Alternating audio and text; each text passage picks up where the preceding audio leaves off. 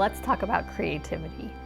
Creativity is not a skill that I spend any time trying to draw out of my students. I really think that we're all born creative, and some of us proceed in life in a way that kind of zaps our creativity, but I think that that's something that's pretty easily tapped into again if you give yourself some quiet time, some space in nature, some daydreaming time, maybe cloud watching time. It's something that if you give yourself quiet time and space, you're going to start to feel that again, even if it's not a very familiar thing for you as an adult now. But the reason that I don't spend any time developing that in my students is because I don't think that's the most important skill that they need to develop in order to become an artist. So this idea that creativity doesn't matter is kind of a difficult concept to understand, especially when you have the goal of becoming an artist or somebody who draws for their own creative expression. And I think that what's really important about it is that the creativity is kind of mood-based. A lot of times we have this feeling of wanting to create, and we put a lot of romantic ideas around that space that we're in. It's sort of a flow state. It feels really good. It's something that only comes up every once in a while. You might not feel it every day.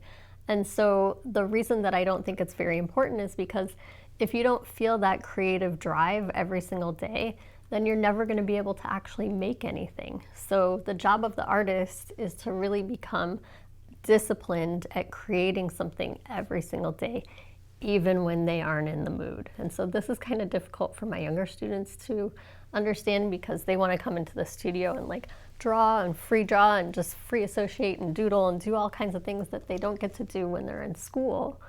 But what I want them to learn when they're in the studio with me is I want them to learn skills so that when they are in that creative mood, they can then have the skills to do anything that they might dream of executing in their mind, but they can actually do it and draw those things on the page. So let's look at one of the most famous artists in the world, Pablo Picasso. Once you have the skill sets, you can choose to use them or not. And you have real control over what you're creating. So without the skills, you just get what you get by being creative, but you have no say in what you're creating. Many famous artists like Picasso studied the foundations of art at a really young age. You can see how he first painted representationally here in this painting that was done when he was 15 years old. Then when he's 35 years old, he paints or draws just kind of representationally. It looks a little bit like him. It still looks realistic, it still looks like a person, but there's some interpretation to it. There's the blackness by his eyes that makes him look a little bit more fierce and severe and not necessarily realistic. Then later on, when he's 56 years old and 90 years old, you can see how far he strays from realism, and he's just creating his interpretation of a person. Nothing is meant to be perfectly representational like it is in real life, but instead it's his creative spin on things. But you can see that where he started out was really in the foundations of how do I draw or paint someone who looks perfectly realistic, like a photograph in a painting. So you can see how Pablo Picasso's style evolved to more creative interpretations, like the Cubist style.